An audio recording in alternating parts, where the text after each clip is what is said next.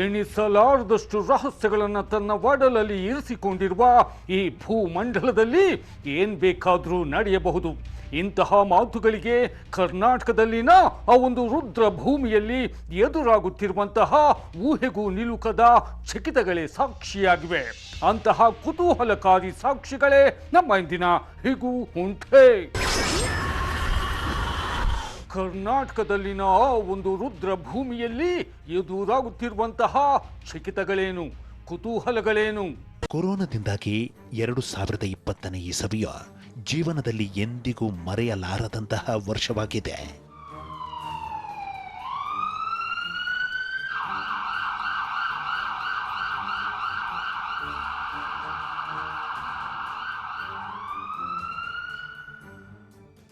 ಚೀನಾದಲ್ಲಿ ಹುಟ್ಟಿ ಇಡೀ ಪ್ರಪಂಚವನ್ನ ಆವರಿಸಿದ ಕೊರೋನಾ ಇಲ್ಲಿಯವರೆಗೆ ಇಡೀ ಜಗತ್ತಿನಾದ್ಯಂತ 18 ಲಕ್ಷಕ್ಕೂ ಹೆಚ್ಚು ಜನರನ್ನ ಬಲಿ ಪಡೆಯುತ್ತಿದೆ.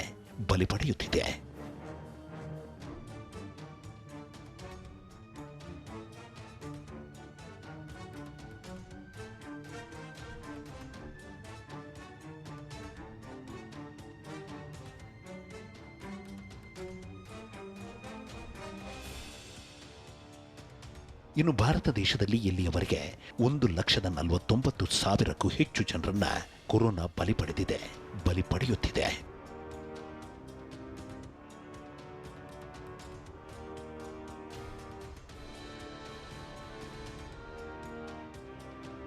ಒಂದನೇ ಅಲೆ, ಎರಡನೇ ಅಲೆ ಅಂತ ಅಲೆಯಾಗಿ ಬಂದು ಜನರ ಜೀವಗಳನ್ನು ಎತ್ತಿಕೊಂಡು ಹೋಗುತ್ತಿರುವ ಕೊರೋನಾ ವೈರಾಣುವು ಕೆಲವರಿಗೆ ಮತ್ತಷ್ಟು ವಿಚಿತ್ರಗಳನ್ನು ಎದುರಾಗಿಸುತ್ತಿದೆ. ಇಂತಹ ಮಾತುಗಳಿಗೆ ಕರ್ನಾಟಕದ ಆ ಸಚಿವರೇ ಸಾಕ್ಷಿಯಾಗಿದ್ದಾರೆ. ಕರ್ನಾಟಕದ ಆ ಸಚಿವರಿಗೆ ಕೊರೋನಾ ವೈರಾಣು ಒಂದು ವಿಚಿತ್ರವನ್ನ ಎದುರಾಗಿಸಿಬಿಟ್ಟಿತು. ಹಾಗೆ ಎದುರಾಗಿಸಿದ ವಿಚಿತ್ರವೇನು ಅಂದ್ರೆ ಮಾತನಾಡಲು ಸಾಧ್ಯವಾಗದೆ ಹೋಗಿದ್ದು, ಧ್ವನಿಯು ಬಾರದೆ ಹೋಗಿದ್ದು.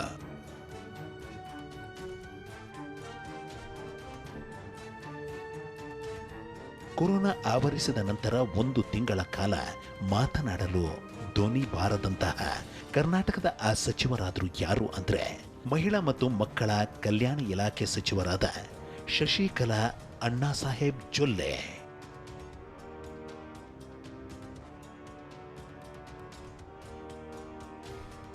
ಅಷ್ಟು ನನಗೆ ವೀಕ್ನೆಸ್ ಇತ್ತು, ಬಟ್ ಮಾತಾಡೋಕೆ ಆಗ್ತಿರಲಿಲ್ಲ. 1 ತಿಂಗಳಂತೂ ನನಗೆ ಧ್ವನಿನೇ ಬರ್ತಿರ್ಲಿಲ್ಲ. ಶಶಿಕಲಾ ಜೊಲ್ಲೆ ಅವರನ್ನ ಆವರಿಸಿದ ಕೊರೋನಾ ತಮ್ಮ 2 ಮಕ್ಕಳನ್ನು ಸಹ ಆವರಿಸಿಬಿಟ್ಟಿತು. ಹಿರಿಯ ಮಗ ಜ್ಯೋತಿ ಪ್ರಸಾದ್ಗೆ ಬಹಳಷ್ಟು ತೊಂದರೆಯಾಯಿತು. ಸಾವು ಬದುಕಿನ ನಡುವೆ ಹೋರಾಟ ನಡೆಸುವಂತಾಗಿ ಬಿಟ್ಟಿತ್ತು. ಇಡೀ ಕುಟುಂಬವೂ ಹೆದರಿಬಿಟ್ಟಿತು. ಈ ನಡುವೆ ಸಚಿವೆ ಶಶಿಕಲಾ ಜೊಲ್ಲೆ ಅವರಿಗೆ ಮಾತನಾಡಲು ಆಗದಂತಹ ಸ್ಥಿತಿ ಎದುರಾಗಿಬಿಟ್ಟಿತು. ಔಷಧೋಪಚಾರವು ನಡೆಯುತ್ತಿದ್ದರೂ ಸಹ ಯಾವುದನ್ನ ನಂಬುವುದು, ಯಾವುದನ್ನ ಬಿಡುವುದೆಂಬ ಸ್ಥಿತಿ ಎದುರಾದಾಗ ಸಚಿವರ ತಲೆಗೆ ಹೊಳೆದದ್ದು ಆ ರುದ್ರಭೂಮಿ.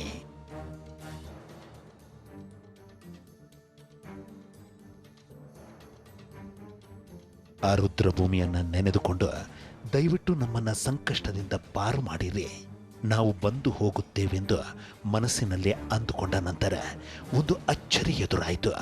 ಹಾಗೆ ಎದುರಾದ ಅಚ್ಚರಿಯೇ ಔಷಧಿಗಳು ಕೆಲಸ ಮಾಡಲು ಆರಂಭಿಸಿತ್ತು. ಸಚಿವರು ಹಾಗೂ ಇವರ 2 ಮಕ್ಕಳು ಗುಣಮುಖರಾಗಿದ್ದು, ಆನಂತರ ಮಾತನಾಡುವಂತಾಗಿತ್ತು.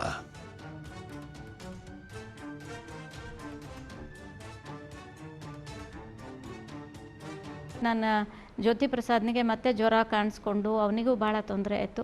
ಆನಂತರ ನನಗೆ ಜ್ವರ ಕಾಣಿಸಿ ನನಗೂ ಕೂಡ ಭಾಳ ತೊಂದರೆ ಆಯಿತು. ಸಾವು ಬದುಕಿನ ಮಧ್ಯೆ ಅಡ್ಮಿಟ್ ಆದಮೇಲೆ ಅಲ್ಲಿಂದ ಹೋರಾಟ ಮಾಡಿ ಕೃಪೆಯಿಂದ ಅಲ್ಲಿಂದ ನಾವು ಸೇಫ್ ಆಗಿ ಹೊರಗಡೆ ಬಂದ್ವಿ. ಆ ರುದ್ರಭೂಮಿಗೂ ಸಚಿವರಿಗೂ ಎದುರಾದಂತಹ ಅಚ್ಚರಿಗೂ ಏನು ಸಂಬಂಧ? ಆ ರುದ್ರಭೂಮಿಯಲ್ಲಿನ ರಹಸ್ಯವೇನೆಂಬ ಪ್ರಶ್ನೆಗಳಿಗೆ ಸಿಗುವಂತಹ ಉತ್ತರ ಆ ರುದ್ರಭೂಮಿಯಲ್ಲಿ ಒಂದು ಮಹಾಶಕ್ತಿಯು ನೆಲೆಯಾಗಿದೆ ಎಂಬುದು.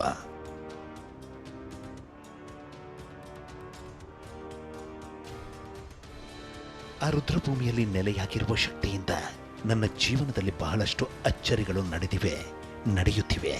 ಆ ಶಕ್ತಿಯ ಬಲದಿಂದ ನಾನು ಇಂದು ಮಿನಿಸ್ಟರ್ ಆಗಿದ್ದೇನೆ. ಆ ಶಕ್ತಿಯ ಕೃಪೆಯಿಂದ ನಾನು ಇಲ್ಲಿಯವರೆಗೆ 3 ಬಾರಿ ಪುನರ್ಜನ್ಮವನ್ನು ಪಡೆದಿದ್ದೇನೆ.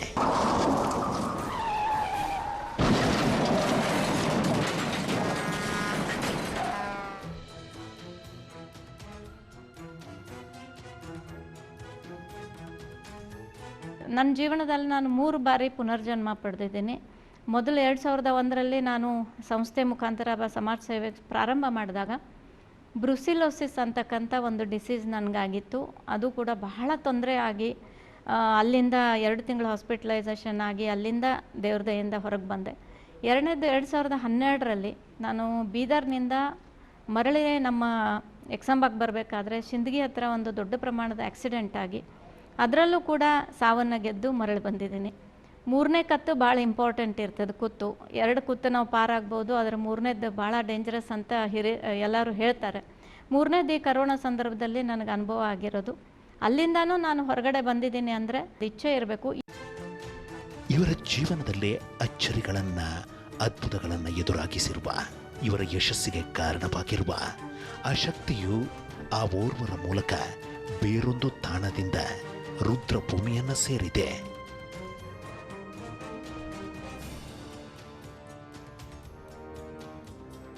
ರುದ್ರಭೂಮಿಯನ್ನ ಸೇರಿದ ನಂತರ ಆ ಶಕ್ತಿಯಿಂದ ಅಚ್ಚರಿಗಳು, ಪವಾಡಗಳು ಎದುರಾಗಲು ಆರಂಭವಾದವು.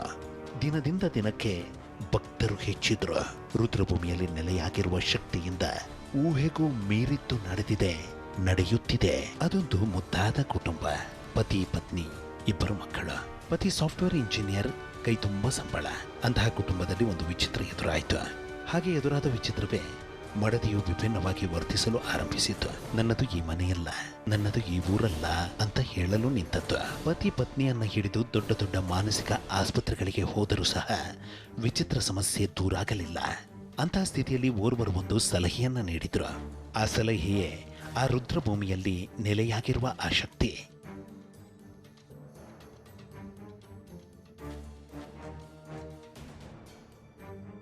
ಮಡದಿಯನ್ನು ಹಿಡಿದು ಆ ರುದ್ರಭೂಮಿಗೆ ಹೋಗಿ ಬಂದ ನಂತರ ಒಂದು ಅಚ್ಚರಿ ಎದುರಾಯಿತು.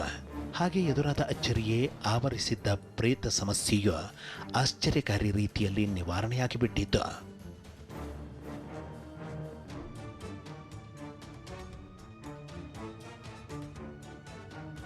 ಬೇರೆ ಬೇರೆ ರಾಜ್ಯದಿಂದ ಕೂಡ ಬರ್ತಿರ್ತಾರೆ. ಅವ್ರೇನು ಅನ್ಕೊಳ್ತಾರೆ, ಅವರು ಕೂಡ ಎಲ್ಲ ಒಳ್ಳೇದಾಗೈತೆ ಅಂಥೇಳಿ.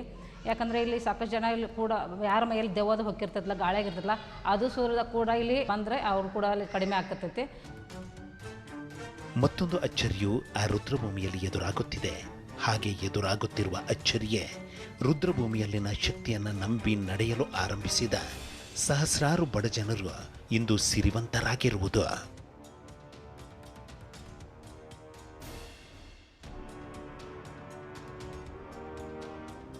ಆ ರುದ್ರಭೂಮಿಯಲ್ಲಿ ನೆಲೆ ನಿಂತು ಅಚ್ಚರಿಗಳನ್ನು ಎದುರಾಗಿಸುತ್ತಿರುವ ಆ ಶಕ್ತಿ ಯಾವುದು? ಆ ರುದ್ರಭೂಮಿಯಲ್ಲಿ ನೆಲೆಯಾಗಿರುವ ಶಕ್ತಿಯ ಕೃಪೆಯಿಂದ ಕಡುಬಡವರು ಸಿರಿವಂತರಾದಂತಹ ಸಹಸ್ರಾರು ಜೀವಂತ ಸಾಕ್ಷಿಗಳು ನಮಗಲ್ಲಿ ಸಿಗುತ್ತವೆ. ಸಣ್ಣ ಇವತ್ತಿನ ಇದ್ರಾಗಿದ್ದಾರೆ. ಈಗ ದೊಡ್ಡ ದೊಡ್ಡ ವ್ಯಕ್ತಿಗಳಾಗಿ ಸುದ್ದ ಬೆಳೆದಾರೆ. ಇಲ್ಲಿ ಬಂದು ಹೋದ ಕೂಡಲೇ ಅವ್ರು ಏನು ಅನ್ಕೊಂಡಿದ್ದಾರಲ್ಲ ಅದು ಕೂಡ ಅವ್ರು ಸಕ್ಸಸ್ ಅವ್ರಿಗೆ ಆಗೈತೆ. ದಾವಣಗೆರೆಯ ಉದಯ್ರವರ ಮನೆಯಲ್ಲಿ ಇದ್ದಕ್ಕಿದ್ದಂತೆ ಬೆಂಕಿ ಹತ್ತಿಕೊಳ್ಳಲು ಆರಂಭಿಸಿತು.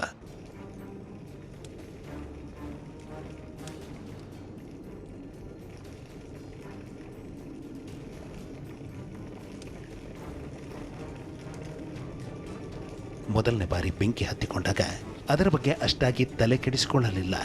2ನೇ ಬಾರಿ ಹತ್ತಿಕೊಂಡಾಗಲೂ ತಲೆ ಕೆಡಿಸಿಕೊಳ್ಳಲಿಲ್ಲ. ಆದರೆ ಮತ್ತೆ ಮತ್ತೆ ಮನೆಯಲ್ಲಿ ಬೆಂಕಿ ಹತ್ತಿಕೊಳ್ಳಲು ಆರಂಭಿಸಿತು. ಕರ್ಟನ್ಗಳು ಸುಡಲಾರಂಭಿಸಿದವು, ಹಾಸಿಗೆಗಳು ಸುಡಲಾರಂಭಿಸಿದವು.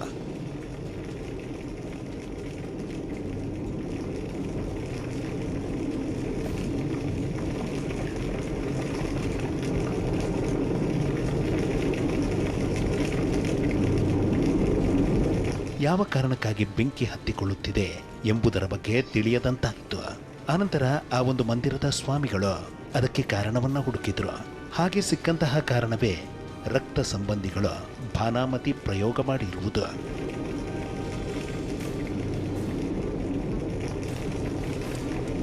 ಸಮಸ್ಯೆಗಳ ನಿವಾರಣೆಗೆ ಉದಯಪ್ಪನವರು ನಾನಾ ಕಡೆಗೆ ಹೋದರು. ಆದರೆ ಸಮಸ್ಯೆ ಹೆಚ್ಚಾಯಿತೆ ಹೊರತು ಕಮ್ಮಿಯಾಗಲಿಲ್ಲ. ಅಂತಹ ಸಮಯದಲ್ಲಿ ಓರ್ವರ ಸಲಹೆಯಂತೆ ಉದಯಪ್ಪನವರು ರುದ್ರಭೂಮಿಗೆ ಹೋದರು. ಅಲ್ಲಿನ ಶಕ್ತಿಯನ್ನ ಬೇಡಿದ್ರು. ಹಾಗೆ ಅಲ್ಲಿ ಬೇಡಿ ಬಂದ ನಂತರ ಒಂದು ಅಚ್ಚರಿ ಎದುರಾಯಿತು. ಹಾಗೆ ಎದುರಾದ ಅಚ್ಚರಿಯೇ ಮನೆಯಲ್ಲಿ ಬೆಂಕಿ ಹತ್ತಿಕೊಳ್ಳುವ ವಿಚಿತ್ರವ ನಿಂತು ಹೋಗಿತ್ತು.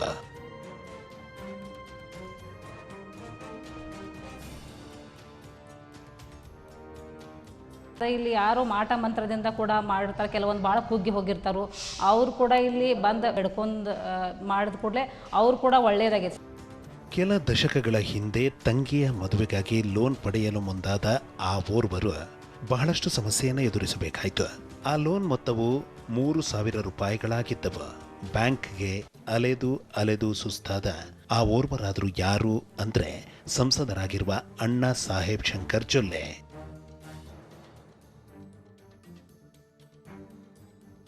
ಶ್ರೀಮಂತರು ಅವ್ರು ಹೇಳಿದಂಗೆ ಒಂದು ಲೋನ್ ಸಿಗ್ತಿತ್ತು ಅಥವಾ ಅವ್ರ ವಸೀಲಿ ಮ್ಯಾಗ ಸಿಗುತ್ತೆ.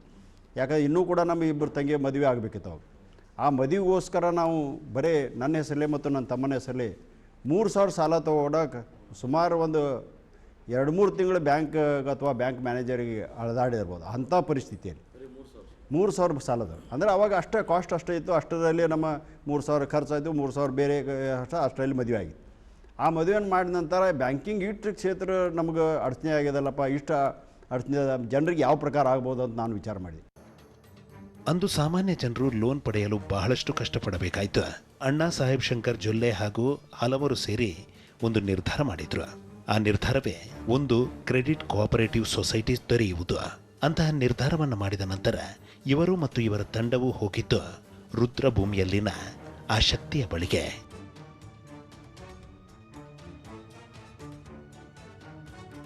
ರುದ್ರಭೂಮಿಗೆ ಹೋಗಿ ತಮ್ಮ ಇಚ್ಛೆಯನ್ನ ವ್ಯಕ್ತಪಡಿಸಿದ ಶಂಕರ್ ಜೊಲ್ಲೆ ಹಾಗೂ ಸ್ನೇಹಿತರು ಹಿಡಿದಿರುವ ಕೆಲಸದಲ್ಲಿ ಯಶಸ್ಸನ್ನ ಕರುಣಿಸುವಂತೆ ಬೇಡಿದ್ರು. ಹಾಗೆ ಬೇಡಿ ಬಂದ ತಂಡವು ಕ್ರೆಡಿಟ್ ಕೋಆಪರೇಟಿವ್ ಸೊಸೈಟಿಗೆ ಆ ಶಕ್ತಿಯ ಹೆಸರನ್ನ ಇಟ್ಟಿತು. ಆನಂತರ ಆ ಶಕ್ತಿಯಿಂದ ಒಂದು ಪವಾಡವೂ ನಡೆಯಿತು. ಹಾಗೆ ನಡೆದಂಥ ಪವಾಡವೇ 30 ವರ್ಷಗಳ ಹಿಂದೆ ಆರಂಭಿಸಿದ ಒಂದು ಕೋಆಪರೇಟಿವ್ ಬ್ಯಾಂಕ್ ಇಂದು 150 ಬ್ರಾಂಚ್ಗಳನ್ನು ಹೊಂದಿರುವುದು, ರಾಷ್ಟ್ರಮಟ್ಟದಲ್ಲೂ ಹೆಸರು ಮಾಡಿರುವುದು.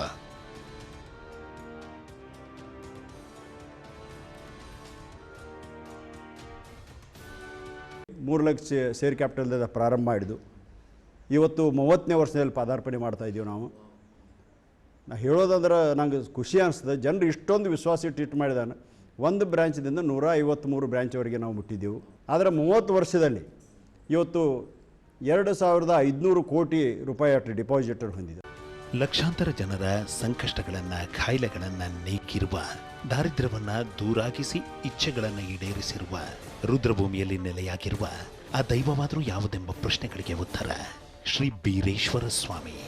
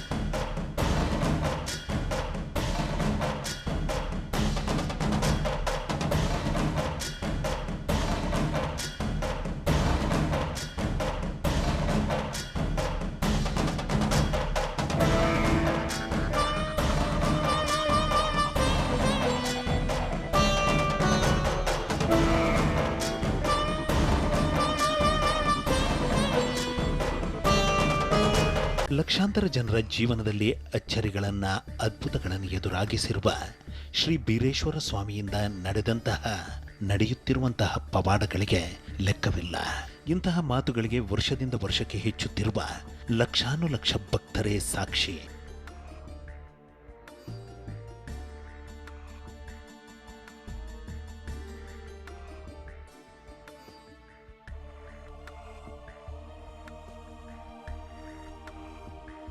ತಮ್ಮ ಸರ್ವ ರೀತಿಯ ಅಭಿವೃದ್ಧಿಗೆ, ಜೀವನದಲ್ಲಿನ ಯಶಸ್ಸಿಗೆ ಶ್ರೀ ಬೀರೇಶ್ವರ ಸ್ವಾಮಿಯ ಕೃಪೆಯ ಕಾರಣವೆಂದು ಶ್ರೀ ಬೀರೇಶ್ವರ ಸ್ವಾಮಿಗೆ ನಡೆದುಕೊಳ್ಳುತ್ತಿರುವ ಇವರು ಅಂದು ತಮ್ಮ ಕೋಆಪರೇಟಿವ್ ಕ್ರೆಡಿಟ್ ಸೊಸೈಟಿಗೆ ಇಟ್ಟಂತಹ ಹೆಸರು Shri Bireshwara cooperative credit society ಅಂತ.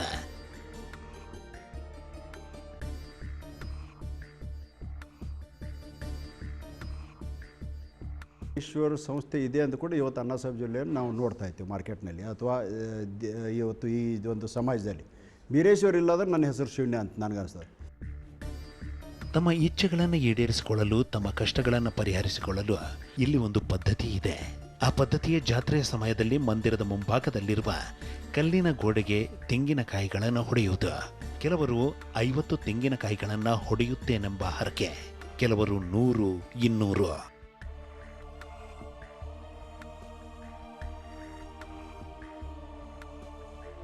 ಯಾರೋ ಏನೋ ಹರಿಕೆಯನ್ನು ಹೊತ್ಕೊಂಡಾರೋ ಹರಿಕೆಯನ್ನು ಇದು ಮಾಡ್ತಿರ್ತಾರೆ. ಆದರೆ ನಮ್ಮಲ್ಲಿ ಏನಂದ್ರೆ ಅದರ ಒಂದು ಮುಂದಿನ ಒಂದು ದರ್ವಾಜೆ ಏನದ ಅಥವಾ ಮುಂದಿನ ಒಂದು ಕಲ್ಲಿನಂತ ಕಟ್ಟಿದ ಒಂದು ಅದಕ್ಕೆ ತಡಿಗೋಡೆ ಅಥವಾ ಏನೋ ಮುಂದೆ ಕಟ್ಟಿದ್ದಾರೆ. ಅಲ್ಲಿ ತಮ್ಮ ಬೇಡಿಕೆಗಳನ್ನು ತಮ್ಮದು ಈಡೇರಿಸ್ಬೇಕಂತೀವಿ ತೆಂಗಿನಕಾಯಿ ಹಾರಿಸೋದು ಅಂತೀವಿ ನಾವು. ತೆಂಗಿನಕಾಯಿಗಳು ತೊಗೊಂಡು ಅಲ್ಲಿ ಜೋರ್ಲೆ ದೂರ ನಿಂತು ಅಲ್ಲಿಂದ ಆ ಗಾಡಿಗೆ ತೆಂಗಿನಕಾಯಿ ಹೊಡೆಯುವಂಥ ಪದ್ಧತಿ ನೋಡುವಂಥ ರೋಮಾಂಚಕರ ಇರ್ತದೆ. ಸುಮಾರು 1 ತಾಸು 2 ತಾಸು ಈ ಪ್ರಕಾರ ಈ ಒಂದು ಪ್ರಕ್ರಿಯೆ ನಡೀತದೆ. ಜಾತ್ರೆ ಮೇನ್ ಜಾತ್ರೆ ದಿವಸ ಎಲ್ಲರೂ 5 ಇರ್ಬೋದು, ಎಲ್ಲಿ 5 ಇರ್ಬೋದು, 10 ಇರ್ಬೋದು, 100 ಇರ್ಬೋದು. ಎಷ್ಟು ತೆಂಗಿನಕಾಯಿ ಹೇಳ್ತಾರೆ ಅಷ್ಟು ಒಂದು ತಾಸಲ್ಲಿ 2 ತಾಸು ಮಠ ಅಲ್ಲಿ ತೆಂಗಿನಕಾಯಿಗಳು ಹಾರ್ತಿರ್ತಾವೆ. ಅಂದ್ರೆ ಇಲ್ಲಿಂದ ಜೋರದಿಂದ ಬಂದು ಒಗೆಯೋದು, ಆ ಗಾಡಿಗೆ ಬಂದ ನಂತರ ಹೊಡಿತಿರ್ತಾವೆ. ಮಹಾದೇವನ ಅವತಾರವಾದ ಶ್ರೀ ಬೀರೇಶ್ವರ ಸ್ವಾಮಿಯು ಇಲ್ಲಿ ಬಂದು ನೆಲೆಯಾದ ಸಂಗತಿಯು ಬಹಳಷ್ಟು ಕುತೂಹಲವನ್ನು ಮೂಡಿಸುತ್ತೆ. ಈ ಪ್ರದೇಶ ಮೊದಲಿಗೆ ರುದ್ರಭೂಮಿಯಾಗಿರುತ್ತೆ, ಸ್ಮಶಾನವಾಗಿರುತ್ತೆ. ಅಂದು ಅಂದರೆ 9ನೇ ಶತಮಾನದಲ್ಲಿ ದೂದ್ಗಂಗಾ ಕೃಷ್ಣ ನದಿಯ ಸಂಗಮದಲ್ಲಿ ಕರ್ಲಹೊಂಡ ಲಿಂಗೇಶ್ವರ ದೈವ ಮೂರ್ತಿಯು ಉದ್ಭವವಾಗುತ್ತೆ.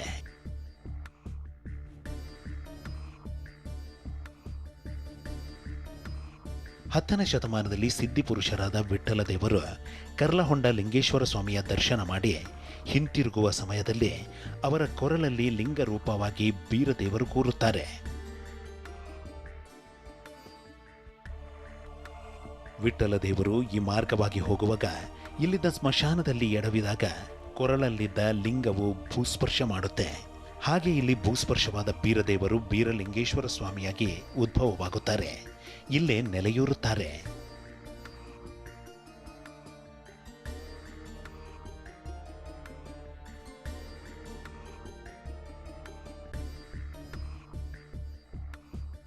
ಇದು ರುದ್ರಭೂಮಿ.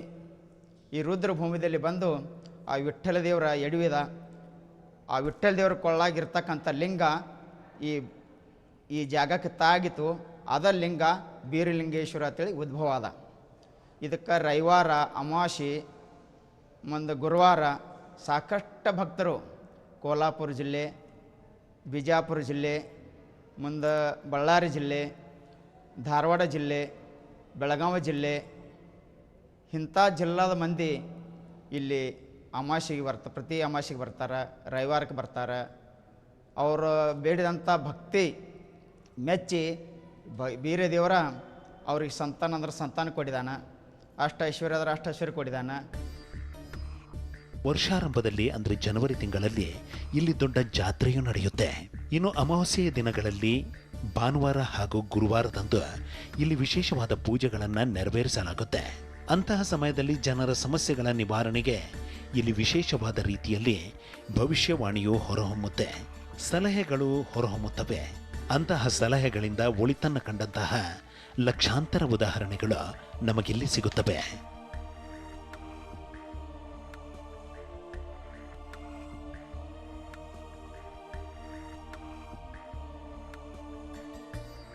ಇನ್ನು ರುದ್ರಭೂಮಿಯಲ್ಲಿ ನೆಲೆಯಾಗಿ ಜನರ ಸಂಕಷ್ಟಗಳನ್ನು ನಿವಾರಿಸುತ್ತಿರುವ, ಇಚ್ಛೆಗಳನ್ನು ಈಡೇರಿಸುತ್ತಿರುವ ಶಕ್ತಿಶಾಲಿ ಶ್ರೀ ಬೀರೇಶ್ವರ ಸ್ವಾಮಿಯ ಈ ಕ್ಷೇತ್ರ ಇರೋದೆಲ್ಲಿ ಎಂಬ ಪ್ರಶ್ನೆಗಳಿಗೆ ಉತ್ತರ.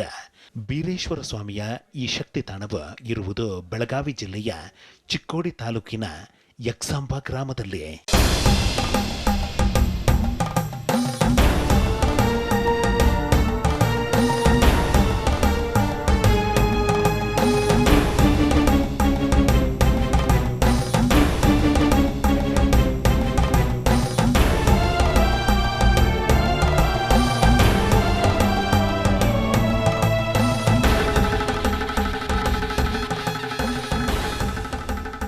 ಬೆಳಗಾವಿ ಜಿಲ್ಲೆಯ ಚಿಕ್ಕೋಡಿ ತಾಲೂಕಿನ ಯಕ್ಷಂಬ ಗ್ರಾಮದಲ್ಲಿ ನೆಲೆಯಾಗಿರುವ ಬೀರೇಶ್ವರ ಸ್ವಾಮಿಯಿಂದ ಎದುರಾಗುತ್ತಿರುವ ಪವಾಡಗಳಿಗೆ ಲಕ್ಷಾಂತರ ಜನರೇ ಜೀವಂತ ಸಾಕ್ಷಿ.